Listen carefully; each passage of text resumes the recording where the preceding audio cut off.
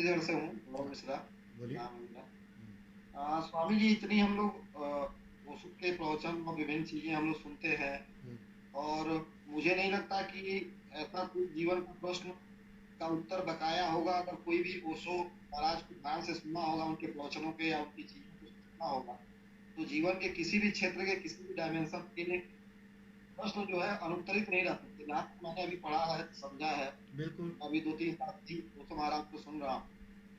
लेकिन आज जो चीज़ें, जो समस्याएँ आ रही हैं, जो हम लोग जो फेस कर रहे हैं, कि विभिन्न ओशो स्वामी जी लोग अपने यहाँ सत्संग चला रहे हैं, अपने यहाँ दीक्षा दे रहे हैं, अपने यहाँ ये इन प्रकार इन तरीके से मार्केटाइजेशन कर रहे हैं।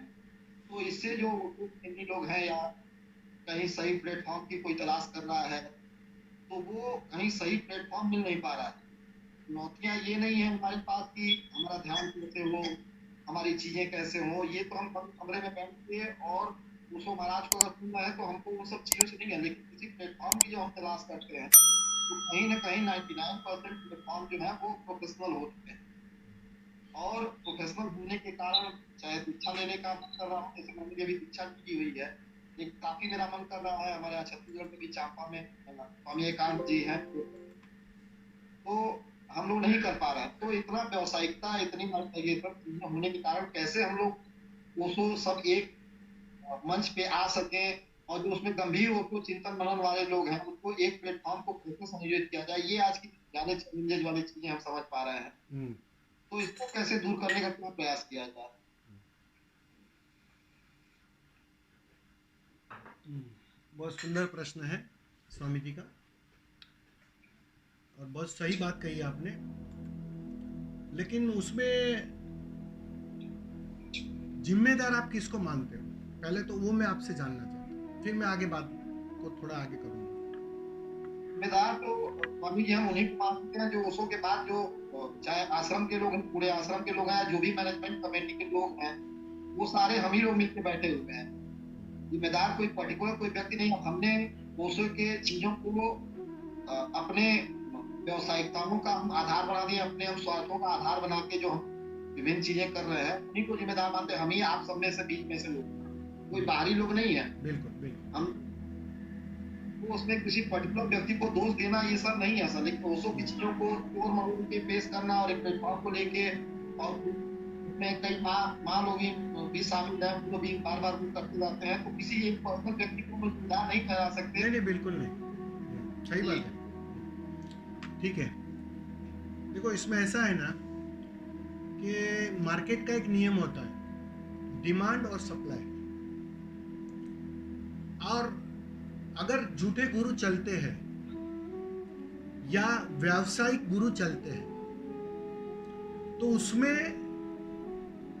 जो प्रजा है ना, जो चाहते हैं, वो उतने ही जिम्मेदार हैं।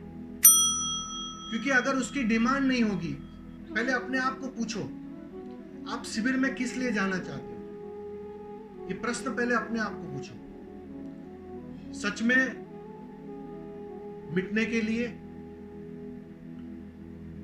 मैं का स्वाद लेने के लिए, पिकनिक के लिए, या 6 महीने हो गए घर पर काम पर जाते जाते बोर हो गए वो जिंदगी से, मन बेचैन है, मन को रिफ्रेशमेंट चाहिए, तो कहीं शिविर में जाके आओ 5 दिन, रिफ्रेशमेंट होकर मैं वापस आ जाऊं।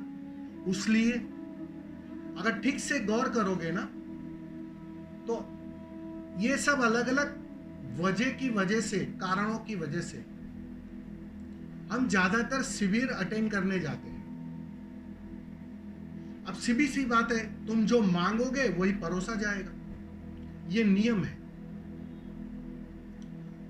तुम परमात्मा मांगो, तुम्हें परमात्मा परोसा जाएगा। तुम सच्चा गुरु मांगो, तुम सच्चे गुरु के करीब ऑटोमेटिकली चले जाओगे, वो बुला लेगा तुम्हें, वो पुकार लेगा तुम्हें। लेकिन तुम सुने मैं तो परेशान, मैं खुद ही हूँ काफी इसे प्लेटफॉर्म के लिए। नहीं, मैं आपकी बात समझ रहा हूँ। मैं अभी जनरल बात बता रहा हूँ ताकि वो समझने में आसान हो जाए। ज्यादातर लोग गलत कारणों की वजह से आते हैं, गलत मांगों की वजह से आते हैं। अब सेक्स की डिमांड है, ओशो के आश्रम में सब सुविधा है, ऐसा लोग मानते हैं कि वहाँ सब फ्री है, शराब पी सकते हो। आश्रम, पूरा आश्रम में जब पीने की छूट है तो कहीं भी पी जाती है। अब सोचो जरा, ये सब मांगे होती है अंदर, जो साधारणता समाज में जीवन में तुम कर नहीं पाते। तो उस मांगों को लेकर कोई ध्यान मंदिर में भी आ जाता है, कोई शिविरों में भी आ जाता है, और जैसे ही वो शिविरों में आता है तो सीधी सी बात है कि शिविर संचालक हो या कोई भी हो या आयोजक हो, उसकी पीड़ा एक ही होती है, संख्या की। वो चाहते हैं कि भाई संख्या हो जानी चाहिए वरना घाटा हो जाएगा। आयोजक की वो फिक्र रहती है, बिल्कुल वो अपनी जगह पे ठीक है, क्योंकि वो बड़ा आयोजन कर रहा है, खर्चा कर रहा है। और संचालक की भी अपनी पीड़ा है, क्योंकि वो कोई लोग होगा तो ही वो बांट पाएगा ना, चाहे झूठा ही ज्ञान सही, लेकिन उसके लिए भीड़ चाहिए, और भीड़ कुछ गलत मांगों के कारण वहां आ जाती है। तो जो गलत परोसने वाले जो चलते हैं ना, वो गलत मांगों के कारण चलते हैं। तुम मांगना छोड़ दो, तुम सच्ची प्यास लेकर आ जाओ, तुम पाओगे जीवित गुरु तुम्हारा द्वार खटखटाएगा, तुम उसके करीब सहज ही चले जाओगे। ये नियम है। तुम्हारी प्यास सच्ची चाहिए, अस्तित्व ने वो आयोजन कर रखा है, लेकिन तुम ठीक से प्यासे नहीं होते हो, तुम ठीक से तड़पने को राजी नहीं हो। तुम्हें तो मन को बहलाना है, तुम्हें तो बस रिफ्रेशमेंट चाहिए, तुम्हें तो बिना पीड़ा से गुजरे शांति उपलब्ध करनी है। जैसे धन जुटा लिया वैसे शांति भी तुम जुटाना चाहते हो, वैसे भी आनंद तुम जुटाना चाहते हो।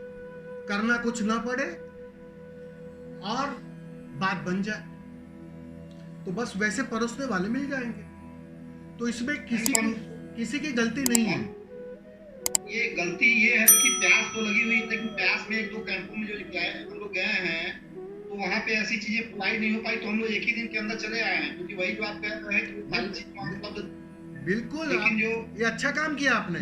जब अंदर से तुम्हें उत्तर नहीं मिल रहा है, तुम्हें लग रहा है कि यहाँ मतलब जिस प्यास की वजह से मैं आया हूँ यहाँ उसकी पूर्ति नहीं हो रही है, तो बस अस्तित्व तुम्हें भेज, तुम्हारे सामने किसी ना किसी को भेज देगा वो। ये नियम है, अपने आप सब आयोजन हो जाता है, तुम फिक्र ही मत करो, तुम बस प्यासे हो जाओ, सवाल इतना है, और बाकी सब आयोजन अपने आप होता है, और तुम पाओगे ये होने लगा है। आप समझ रहे हो? आप कहाँ रहते, कहाँ पे हो? मैं तो छत्तीसगढ़ में हूँ, छत्तीसगढ़ में डिस्ट्रिक्ट है। तो चापा तो आ जाओ, चापा में शिविर है, अभी नवंबर में ही शिविर है, आइए, वेलकम। आप भी स्वामी जी चापा में ही हैं? हाँ, चापा में आप भी हैं क्या? चापा में आप चापा में नवंबर में शिविर है अपना, 16 तारीख को, 16 से 20, 5 दिन का शिविर है, आइए। फिर एक दिन में भागने का मन करो तो एक दिन में भाग जाना, 5 दिन रुकने का मन करे 5 दिन रुक जाना, एक बार आ जाइए, ठीक है? Most welcome. क्योंकि कोई बात शब्दों में नहीं समझाई जा सकती। मैंने कहा ना कि जब तुम करीब आओगे, उसके पास रहोगे, उसकी ऊर्जा में नहाओगे, उसका स्वाद तुम्हें सहज मिलने लगेगा, फिर उत्तर तो भीतर से आएगा। समझ में आ रहा है?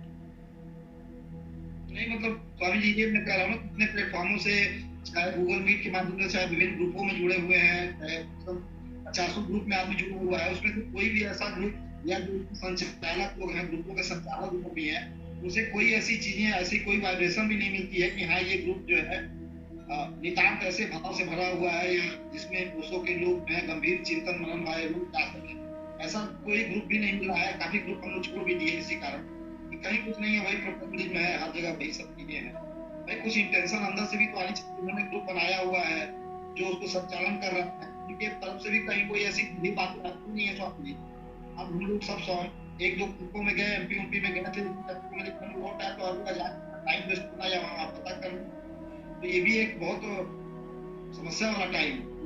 भाई किस पे मैं बिल्कुल आपकी बात समझ रहा हूँ। आपके अंदर एक गहरी प्यास है, अपना स्वाद है आपका, तो डेफिनेटली जब प्यास गहरी होती है तो बात बनती है। ओशो जी की ऑडियो वीडियो सब डाल लिया हूँ, उसी को आराम से सुनता हूँ, उसी को पढ़ता हूँ, सोता हूँ, कहीं नहीं जा रहा हूँ। मैं कहीं कुछ जाना है, सोचा है कि दीक्षा भी किसी आश्रम में जाके दीक्षा ले लूंगा। बस और मेरे यहाँ बैकुंठपुर कोरिया में भी है ऐसे लोग, ओशो के भी कुछ लोग हैं, तो यहाँ भी एक मंच बनाएंगे, तो यहाँ भी एक छोटा सा कुछ लोग बनाएंगे। ऐसा बड़ा करने का था, लेकिन हम कई जगह जाके निराश हो गए, तो फिर अब बस मैं वही ऑडियो वीडियो के सहारे जो है बस उन्हीं को सुनता। 3-4 साल से मैं जुड़ा हूँ, उसी के माध्यम जुड़ा हूँ, कहीं प्लेटफॉर्म कोई नहीं मिलता। ठीक है, मायूस होने की जरूरत नहीं है। आपकी मैंने कहा ना, आपकी प्यास है तो अस्तित्व आयोजन कर ही रहा है, आप चिंता मत करो, वो हो ही रहा है और बात बनेगी। थोड़ा मतलब कहते हैं ना, उस पर भरोसा चाहिए और आपकी प्यास चाहिए। आपकी प्यास है, आपकी तड़प है, आप सच में सच्चा हीरा खोज रहे हो, वही बहुत कीमती है, क्योंकि सबकी खोज है ही नहीं, इस बात को समझो। मैंने यही पहले जो समझाने की कोशिश की ना, मैंने वही की कि ज्यादातर लोगों की खोज है ही नहीं, वो तो किसी और कारणों से आ रहे हैं, वो तो पाने के अर्थों में आ रहे हैं, और ध्यान का अर्थ ही है खोने के अर्थों में आना है। वो खोने की तैयारी चाहिए, वो मिटने की तैयारी चाहिए, वो शून्य होने के लिए राजी होने की तैयारी चाहिए। तब तो अस्तित्व जिम्मेदार हो जाता है, अस्तित्व की रिस्पॉन्सिबिलिटी बढ़ जाती है, परमात्मा की रिस्पॉन्सिबिलिटी बढ़ जाती है। वो किसी ना किसी गुरु को तुम्हारे द्वार पर भेज देता है, जो जागा हुआ है, जो तुम्हारे प्यास और तुम्हारे आगे की यात्रा के लिए सहायक हो जाता है। ये अपने आप होता है, ये लॉ है, एनर्जी का लॉ है, फिक्र मत करो, सब हो जाएगा। और भाव करेगा तो आइए, वेलकम। ठीक है, प्रणाम महाराज जी। धन्यवाद। प्रणाम प्रणाम प्रभु जी।